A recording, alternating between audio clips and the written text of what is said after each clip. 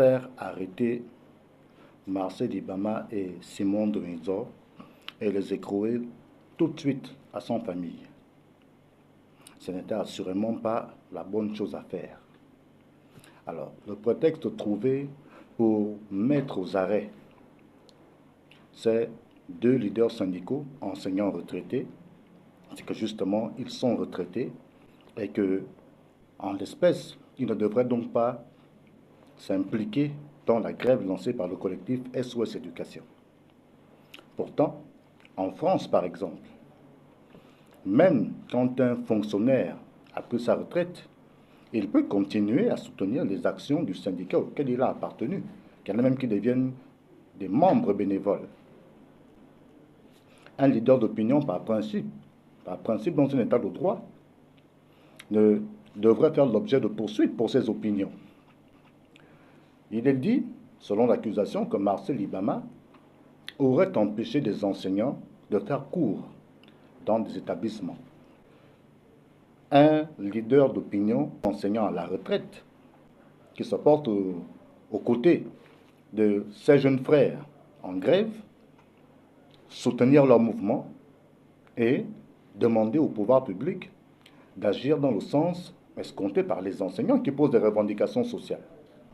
On va trouver comme prétexte aussi pour délégaliser le mouvement en arguant qu'en fait ces enseignants ne font pas grève sous la bannière d'un syndicat dûment constitué, mais sous la bannière d'un collectif, un collectif qui n'a pas les mêmes droits, en parlant de statut, conformément à la loi, qu'un syndicat dûment constitué. Très bien.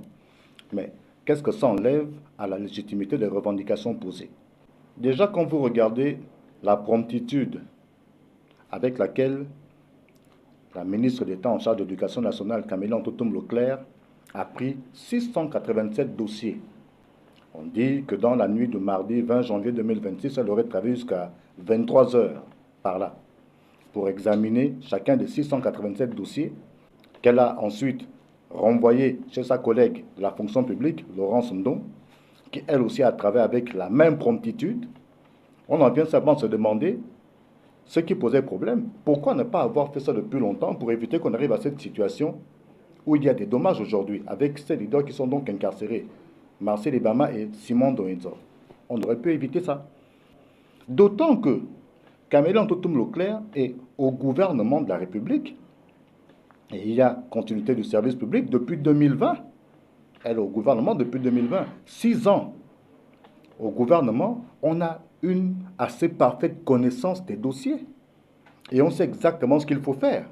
Quand on vous dit que ce n'est pas le ministre de l'Éducation nationale qui bloque la machine, qu'il faudrait voir avec les collègues des finances, il faudrait voir avec les collègues de la fonction publique. Bon, est-ce que pour que les dossiers, les 687 dossiers qu'elle a examinés dans la journée de mardi jusqu'à 23 heures, est-ce qu'on a fait des gymnastiques longues pour que ces dossiers arrivent à la fonction publique et que la fonction publique, la ministre de Séan, fasse à son tour son travail?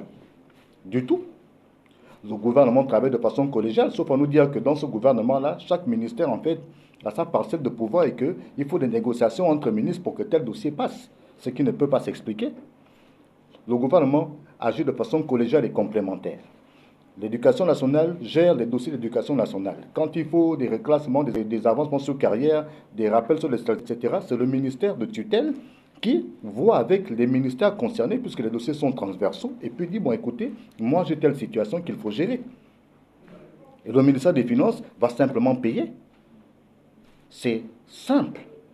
Mais de voir qu'il aura fallu une énième grève, cette fois lancée par SOS Éducation, qui est un blocus au point qu'on en vient à craindre pour l'année scolaire des enfants qui pourrait être blanche si l'aventure du second trimestre n'était pas validée, etc., etc., pour qu'en fait, le gouvernement fasse ce qu'il doit faire, ça veut dire qu'il y a un problème quelque part. Alors, moralité. Le problème, ce n'est pas que les enseignants fassent grève sous une bannière qui n'est pas légale, parce que, étant regroupés sous un collectif, SOS Éducation, le problème c'est qu'il y a un gouvernement qui connaît la situation, qui devrait tenir le discours pédagogue ou pédagogique d'appeler les différents concernés à la table de négociation, à la table de discussion pour dire, ben écoutez, voici la situation, voilà ce qu'on vous propose. Il faut aussi qu'un gouvernement soit proactif, apprenne à faire les choses à l'avance. De dire, bon, écoutez, il y a telle situation, voici ce que nous vous proposons, allez réfléchir et puis faites tout part de vos propositions et puis que les deux parties s'accordent.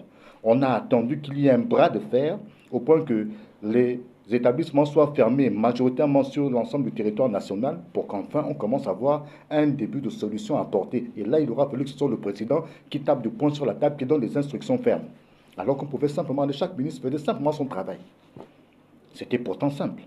La place de Marcel Ibama et de Simon Noedzor n'est pas en prison. Ce n'est pas la bonne manière de régler le problème. Parce que cet élément pourrait amener les enseignants à se radicaliser. Qu'est-ce que les enseignants vont décider? Peut-être vont-ils décider de durcir le mouvement, d'exiger que, pour reprendre les cours, qu'on libérera Marcel Ibama et Simon Noedzor. Qu'est-ce qu'on aura arrangé? Rien, sinon qu'on se sera ajouté un problème supplémentaire sur le dos, mais un problème qu'on aurait pu éviter. Il faut simplement que le gouvernement apprenne à faire preuve de diligence et règle les problèmes au cas par cas, les uns après les autres, pour éviter d'accumuler et puis qu'on arrive à des situations dommageables comme celles qu'on vit présentement avec des enfants qui sont en classe d'examen et qui ne savent pas si les cours vont reprendre et donc s'ils pourront, passer le certificat d'études primaires pour ceux qui ont du primaire, passer son BPC, passer son bac. Ça arrange qui? Certainement pas les gens du bas peuple dont les enfants, pour la plupart, apprennent dans les établissements publics. Il y a des enseignements à tirer et surtout, vite régler cette situation et se dire qu'il faut désormais faire autrement à l'avenir. Très bien, on avance.